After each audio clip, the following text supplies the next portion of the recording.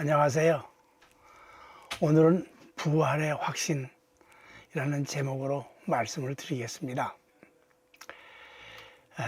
조지 몰건 목사가 매사추세츠 주에서 목회할 때 그 동네에서 주일 그 교회 학교에 나오는 8살 난 톰이라는 아이가 있었는데, 그는 몸이 많이 쇠약해서 휠체어에 실려 교회에 나오곤 했습니다. 하루는 교회 학교 교사가 부활주일을 앞두고 아이들에게 플라스틱으로 만든 계란을 나누어 주면서 그 속에 무엇이든 살아있는 생명을 담아오라고 했습니다. 아이들은 꽃, 나뭇잎, 온갖 곤충 등 생명을 의미한 것들을 플라스틱 계란 속에 넣어 가지고 왔어요. 주일학교 교사가 지나갈 때마다 아이들은 플라스틱 계란 껍데기를 열어 보이면서 자랑스러워하기도 했고, 돌멩이 같은 무생물을 넣어온 아이들은 겸연쩍어하며 놀림감이 되기도 했습니다. 드디어 맨 뒤에 톰 차례가 됐는데, 톰의 계란 속에는 아무것도 들어있지 않고 비어 있었어요. 이것을 본 아이들은 깔깔대며 웃기 시작했습니다. 이때 선생님은 톰을 동정하면서 톰은 미처 준비를 못했군요. 그렇지만 상관없어요. 오늘은 부활주일이라는 걸 아는 것만으로도 충분하니까 라고 말했습니다. 그러자 톰은 심각한 표정을 지으면서 말했습니다. 선생님, 저는 준비하지 못한 것이 아닙니다. 이건 예수님의 무덤입니다. 예수님께서 부활하셨기 때문에 무덤이 비어 있는 건 당연한 것 아니겠어요? 오, 정말 그렇군요. 선생님이 그 생각을 미처 못했군요.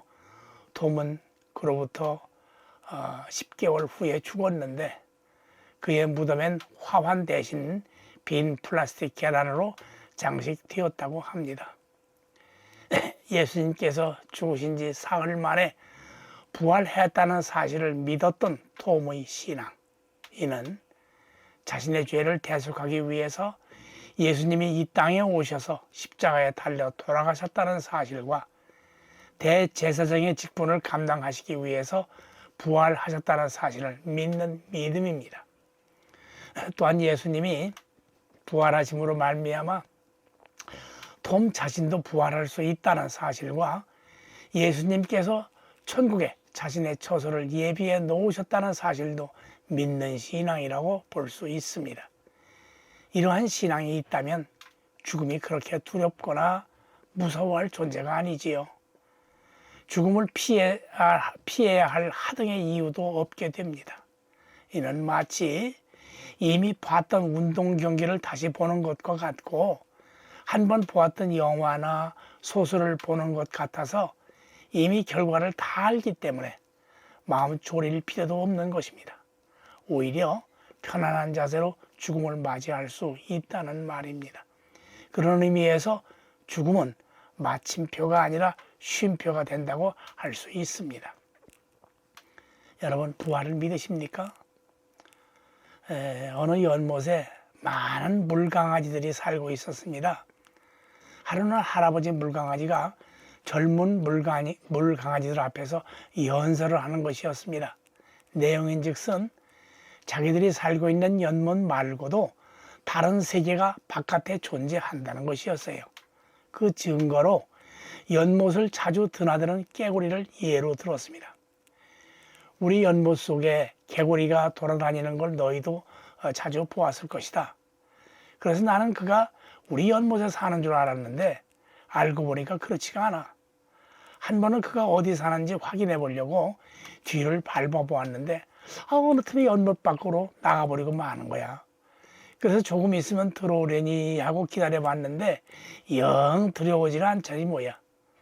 바깥에 나가 오래 있으면 죽을 텐데 하면서 연못 이곳저곳을 샅샅이 뒤져보았지만 없었어. 그러다가 누군가 들어오길래 보니까 이번엔 다른 개구리지 뭐니. 그래서 얼른 그 개구리에게 다가가 물어봤지. 그랬더니 바깥 세상에 있다는 거야. 그러면서 바깥 세상을 자세히 설명하는데 전부 믿을 수 없는 얘기만 하는 거야, 글쎄. 나는 도저히 믿을 수가 없어서 그 얘기를 한쪽 귀로 듣고 한쪽 귀로 흘려보냈는데, 내가 얘기를 시답지 않게 들어서 그러는지 깨구리는 그만 하던 말을 멈추고 밖으로 나가버리고 말았어. 역시 연못 안에서 그를 찾아보았지만 그 개구리는 없었어. 이상하지 않니? 바깥 세상에 물이 없어서 금방 죽을 텐데 바깥 세상이 없다면 도대체 어딜 갔다 오는 것일까? 너희들 생각은 어떠니? 그때 마침 호랑이도 제 말 하면 온다더니 첨봉하는 소리와 함께 나갔던 개구리가 들어오는 것이었습니다. 할아버지 물강아지는 흥분을 감추지 못하고 개구리에게 물었습니다. 때마침 잘 오셨습니다. 제가 지금 당신 얘기를 하고 있었는데 저희들에게 바깥 세상에 대해서 자세히 설명해 줄 수 있겠어요? 개구리는 빙그레 웃기만 할 뿐 입을 열질 않았습니다. 이때 젊은 물강아지가 큰 소리로 말했습니다. 바깥 세상에 있긴 뭐가 있어요? 그딴 유언비어에 우리들이 속아 넘어갈 것 같아요? 그러자 다른 물강아지들도 이 말에 동조라도 하듯이 여기저기서 웅성대기 시작했습니다. 난처해진 할아버지 물강아지가 다시 말했어요. 개구리 양반, 일전에 저한테 바깥 세상에 대해 말씀해 주셨잖아요. 바깥 세상엔 맑은 하늘과 드넓은 땅엔 물이 없지만은 온갖 아름다운 꽃들이 피어나고 각종 동물들이 살고 있다고 했잖아요. 이때 젊은 물강아지가 말을 가로채면서 또 큰 소리로 외쳤습니다. 뭐라고? 하늘? 그리고 땅? 그런 것이 어디 있어요? 게다가 물이 없다고? 물이 없는 곳에서 어떻게 산다고 새빨간 거짓말을 숨도 안 쉬고 하는 겁니까? 안 그래요? 혹시 노망이 든 거 아닙니까? 그래요, 안 그래요? 입이 있으면 말을 해봐요, 말을. 이때 깨구리가 드디어 입을 열었습니다.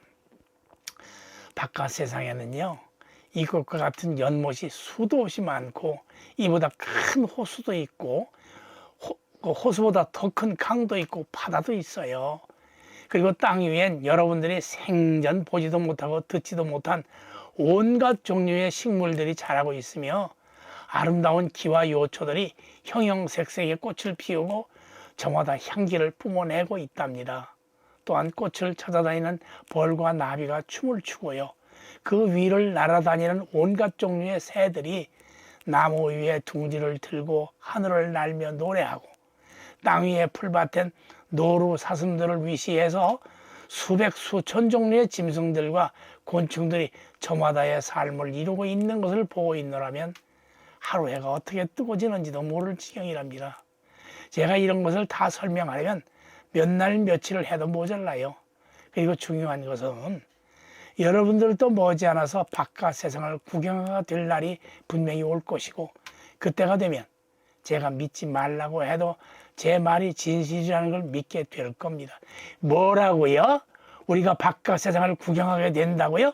그런 말도 안 되는 소리를 막 해도 되는 겁니까? 여러분이 죽으면 다시 태어나서 바깥 세상에서 아주 영원히 살게 됩니다. 이때 젊은 물강아지가 버럭 소리를 질렀습니다. 죽으면 끝이지 무슨 죽은 다음에 무슨 뭐 세상이 있다고 대낮부터 헛소리야 헛소리가.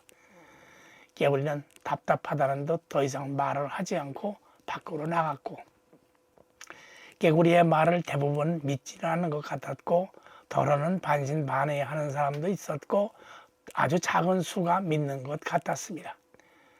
그러던 어느 날 할아버지 물강아지가 몸이 이상하다면서 끙끙 앓기 시작하더니 바깥 세상에서 자기를 부른다고 하면서 갈대 줄기로 올라간 다음 그곳에서 그만 죽고 말았습니다.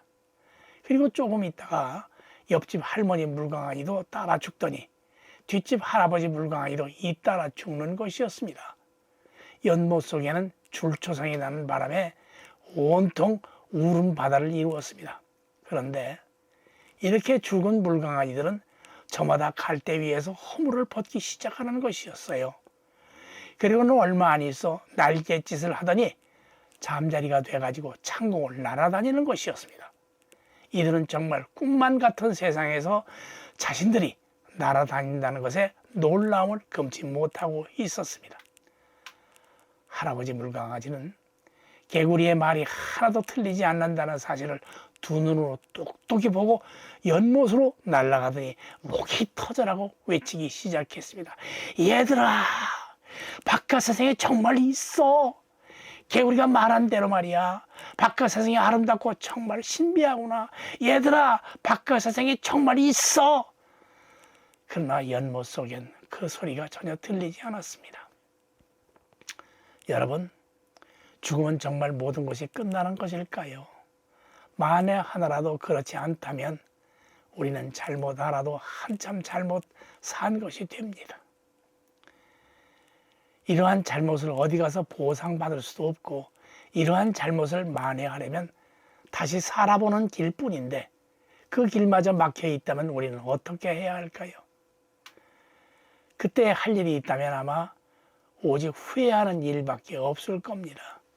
그리고는 이를 갈면서 고통을 토하는 비명소리를 지르는 것으로 하루 일과를 삼아야 할 것입니다.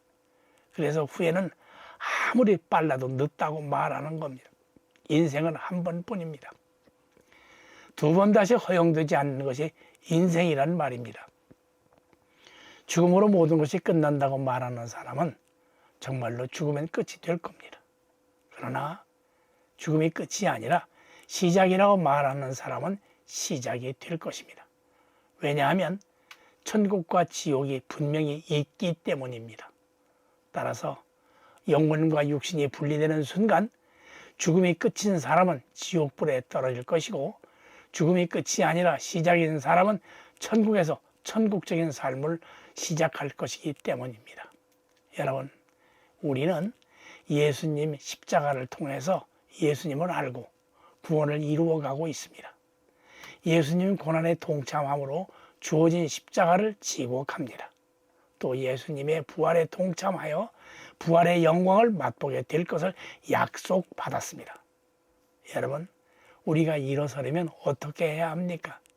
앉거나 넘어져야 합니다. 성경 곳곳에서 일어나라고 말씀하시는 걸 보면 우리가 앉아 있거나 넘어져 있다는 말이 됩니다. 여러분, 우리가 다시 살려면 어떻게 해야 하겠습니까? 일단 죽어야 합니다. 다시 살려면 죽는 길밖에 없습니다. 우리가 영적인 부활을 참여하려면 먼저 치욕스러운 고난에 참여해야 합니다. 고난 주간을 거치지 않고는 부활주의를 맞이할 수 없음도 이 때문입니다. 새벽지단 쌓는 것, 새벽잠 없는 사람들 몫이 아닙니다. 나이 많은 장로나 권사들 몫도 아닙니다. 영적 부활에 참여하려면 고난에 동참해야 합니다. 겨울이 되면 나무와 풀들이 옷을 벗고 알몸이 되는가 하면 눈보라가 치고 얼음이 얼면 마치 죽은 것 같은데 죽질 않아요. 봄이 오면 다시 싹이 나요. 사람은 왜 죽어야 하나요? 소멸되는 것처럼 이 세상에서 사라져야 하나요? 피조물 중 가장 하찮은 동물, 풀들도 죽었다가 다시 살아났는데 만물의 영장이라는 사람이 땅속에서 썩어 없어진다는 것이 너무 억울하다는 생각이 듭니다. 너무나 불공평하다는 생각 때문입니다. 바늘 꾀만한 오동나무 씨에서 거목이 솟아나고 보잘것없는 백합뿌리에서 아름다운 꽃이 피듯이 우리의 육체도 썩은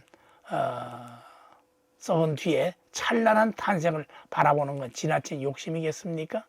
유치한 공상일까요?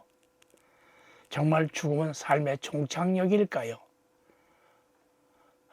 죽음과 더불어 모든 것이 험으로 돌아가고만 하는 걸까요? 조그만 조약돌을 연못에 던지면 퐁당 소리를 내면서 약간의 물결을 일으키다가 사라지고 말듯 우리의 인생도 그런 조그만 파문에 불과할까요?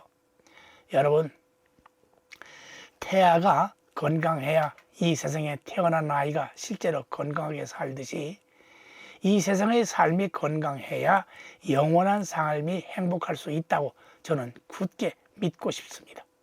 물론 이 세상의 삶이 태중의 삶보다 훨씬 복잡하고 힘든 것은 사실이지만 생물학적 견지에서 볼 때 이건 생명의 발전이요 더 완전하고 충만한 삶이라는 걸 읽을 수 있습니다. 육신의 죽음이 아닌 삶의 충만이요 발전을 위한 비약이라면 오히려 죽음을 기뻐해야 할 것입니다. 아기가 출생할 때 기뻐하듯 우리의 죽음도 이 세상에서 볼 때 슬픔이고 이별이지 저 세상에서 볼 땐 출생이라는 사실을 믿어야 할 것입니다. 여러분, 태아가 아무리 튼튼하더라도 정상적인 아이로 태어나지 않으면 어린아이나 부모들 모두에게 불행이 되듯이 이 세상의 삶이 아무리 호화찬란하더라도 영원한 삶과 영원한 행복에 연결되지 못한다면 헛것이 아니겠습니까? 부활이라는 걸 믿든 말든 그건 개인적 선택의 자유입니다. 그러나 부활을 믿는 사람과 안 믿는 사람의 삶은 질이나 내용 면에서 많이 다릅니다. 부활을 진심으로 믿는 사람은 희생할 수 있고 봉사도 기쁜 마음으로 할 수 있으며 심지어 죽을 수도 있습니다. 바닥에 떨어져도 절망하지 않을 수가 있고요. 거꾸로져도 소망을 잃지 않습니다. 사람들은 과학적인 말을 참 잘 믿어요. 과학적인 말 중에서 사람이 죽으면 끝이다 라고 하는 말보다 더 과학적인 말이 또 있을까요? 그러나 이 말에는 아무도 구원을 느끼거나 감격해 하지 않습니다. 왜 그럴까요? 과학엔 구원이 없어요. 그런데요, 2000년 전에 술 취한 사람처럼 보이는 몇 사람이 대문을 박차고 거리로 나와서 미친 듯이 전도를 했습니다. 목숨을 걸고 열심히 외치는 일이 생겼습니다. 너희가 죽인 예수가 살아났다. 이게 사도행전 2장 23절이에요. 그를 믿으면 너와 내 집에 구원을 얻으리라. 이 말을 믿는 사람들은 충격을 경험하고 용기가 불같이 생겼습니다. 가슴이 뜨거워지고 삶의 변화를 경험하는 것입니다. 가슴이 뜨거워진 사람들이 웅성웅성 모여서 교회라는 공동체를 만들고 그 세력의 급기야 로마 제국을 전복시켰습니다. 예수가 부활했다는 이 한마디가 이렇게 단순한 소식이 이런 힘을 갖다니 놀랍지 않습니까? 기독교 최종 메시지는 복잡하지가 않습니다. 예수님의 교훈도 아니었고 하나님의 사랑이시라는 것도 아니었습니다. 그냥 억울하게 죽은 예수가 살아나셨다는 것뿐이었습니다.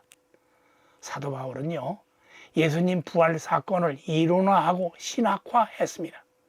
그에 의하면 예수가 부활한 것은 하나님의 권능을 과시하려는 의도가 아니라 온전히 전 인류를 위한 기적이었고 또 부활 사건은 그를 믿는 신자들에게 부활 등을 통해서 입증된다고 말했습니다.